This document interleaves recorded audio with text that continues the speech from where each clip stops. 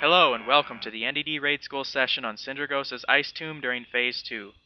Ice Tombs during Phase 2 are used to line of sight the center of Sindragosa's hitbox, not her head, not her tail, similar to Ice Tombs during the air phase, but the positioning of Ice Tombs in Phase 2 is different.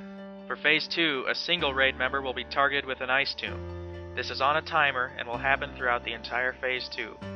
When Phase 2 begins, the raid should shift to the left.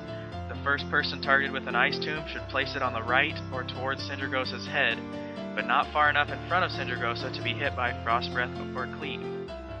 The second person to be targeted with Ice Tomb in Phase 2 should place it on the left or towards Sindragosa's tail.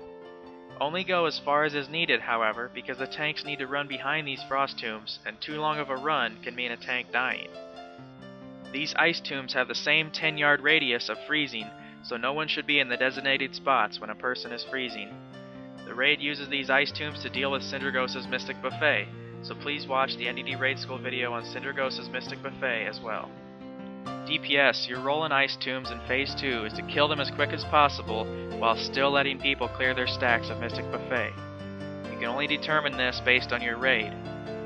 You also need to use them to line of sight Sindragosa to clear your stacks of Mystic Buffet.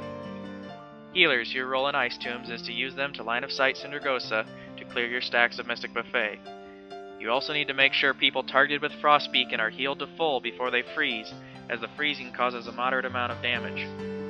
You also need to make sure there is always a healer in line of sight of the tank to heal him. You can either take turns getting behind Ice Tombs, or in some cases you can line of sight Sindragosa while still being in line of sight of the tank. Tanks, your role in Ice Tombs in Phase 2 is to use them to clear your stacks of Mystic Buffet. Start off Phase 2 with the main tank tanking Sindragosa, and have each tank taunt off the other after each Ice Tomb. This will keep the stacks of Mystic Buffet of both tanks at a reasonable amount throughout Phase 2.